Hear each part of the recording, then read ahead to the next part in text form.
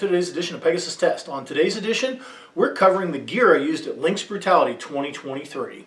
I don't always do a gear video after a Brutality match. I only do one when I think it's relative to what happened. But the strange thing about my gear videos is, out of the series of videos that I post on a particular Brutality match, when I do a gear video, it's always the third highest in views. It seems sometimes people are more interested in the gear I use than what I did with it. So got several requests throughout the Lynx Brutality series about, hey, what'd you use, what'd you use, what'd you use, and how did you get it there? Well, we're going to do a separate video on how it got there for sure, and that'll be coming in the near future. But what did I use? Well, I used tradition. What do I mean by that? Every time there's a Brutality match in a different place, like Desert Brutality becomes Finnish Brutality, becomes Woodland Brutality, becomes Lynx Brutality, etc., I try to use the setup I used at the original Desert Brutality. Now, what was that? Let's get into it. Alrighty, let's start with the rifle. And it's a Franken rifle AR. Now, it's in mostly the same configuration that it was in the original Desert Brutality in 2018.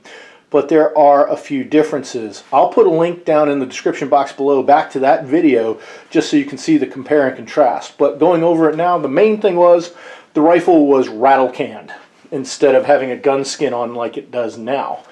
The reason I rattle canned it was simple.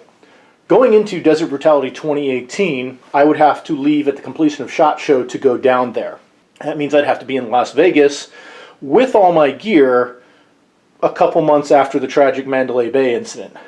And I figured, well, I'm going to go and I'm going to lose all this stuff, so I'm not going to take anything. I'm going to miss. So I went through my parts bin, put a rifle together, zeroed it, and took it with me to Las Vegas.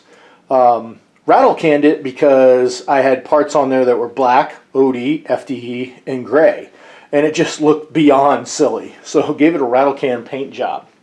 Apparently the Desert is very rough on paint, and at the end of it I ended up having to just gun skin it because I'd worn a lot of the paint off in one match. Since that time, the rifle has been changed and upgraded for various reasons.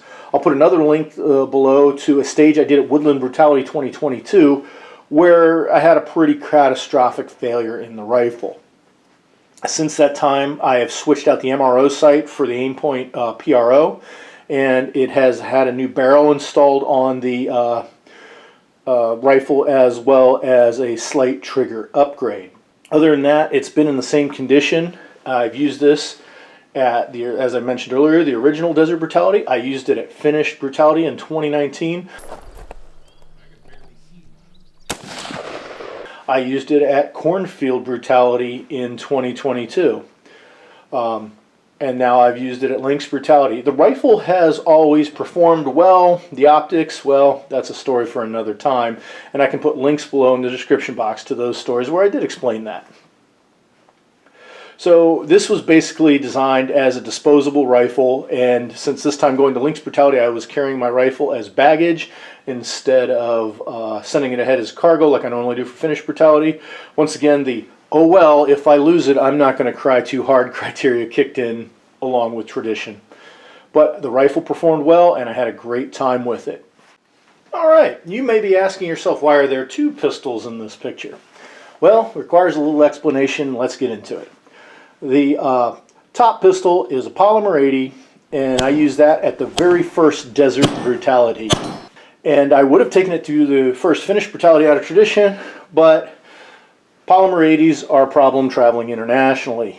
And just the name of them freaks people out, both in the destination country and at the time, the State Department. So I went ahead and for the first Finnish Brutality established a tradition of taking my Springfield Armory XD9 along with me. The XD9 has always performed well for me. I've had nothing but excellent luck with them. So I was very happy to take that and use it at Finnish Brutality 2019. Worked great. So I just updated my tradition of what guns I take to say, well, that was the first gun I took out of the country to a Brutality match. So that's the gun I decided to take to Lynx Brutality. Also, the gun's made in Croatia. I was in Slovenia. I got it mostly close to its birthplace. It seemed kind of fitting to do. As you saw from the videos, the pistol worked fine. The shooter sometimes not so much, but the pistol definitely worked fine. Can't say that I had any complaints about it. One of the things I did do to help give myself a little bit of advantage, the pistol is sold that when I originally bought it, it came with 10-round magazines. Obviously, I don't use those anymore. And if you get XD9 now, it'll come with 15-round mags. But I took advantage of Metgar's excellent magazines, and they make an 18-round version that only sticks out the butt of the pistol very little bit.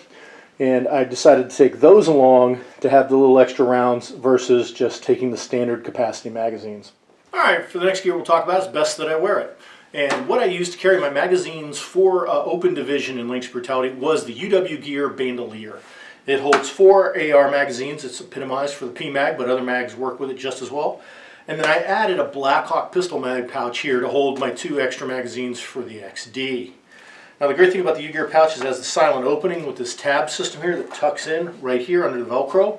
You don't need the Velcro initially, but once you take a mag out, you can just lock down real quick and not have to worry about fiddling with the tab, which is a great time saver and it works really good. For competitor uniform, I wore the Varusteleka M04 camouflage, desert camouflage. I wore the combat shirt because it was quite warm over there and it was nice and cool. And I wore the cargo pants to go along with it. The nice thing about the cargo pants is they have pockets here on the knees so you can slide in knee pads, which on that sharp gravel over there was very nice to have. And they're incredibly durable. They show no sign of wear, yet I rappelled with them, I rolled on rocks with them, I went through the woods. And this is by far not the first Brutality match I have used this uniform at. And it still looks brand new. It holds up very well. Last but not least, I used the new Altama Maritime boots in Finish M05 camouflage because if you're going to have Finish camouflage on, you should have it everywhere.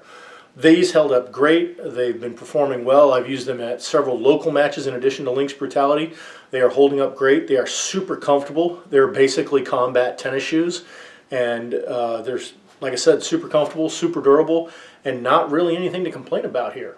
Alright, the last piece of gear that I haven't shown but needs to be talked about is the holster I used. The reason I'm not showing it here is right now it's in the air on its way winging its way to Finland for Attila 23 and Finish Brutality 2023. What I used was an M12 holster. I've covered that before. I'll put links in the description below for that as well. And I used it on a tactical leg extender that I got from Varusteleka. And very handy device. If you like running an M12, and why don't you like running an M12, a tactical leg extender definitely has some advantages for you, and I suggest you check that out. We hope you found this coverage of the gear I used at Lynx Brutality 2023 helpful and informative. Please comment, like, and subscribe, and tune in for future gear reviews.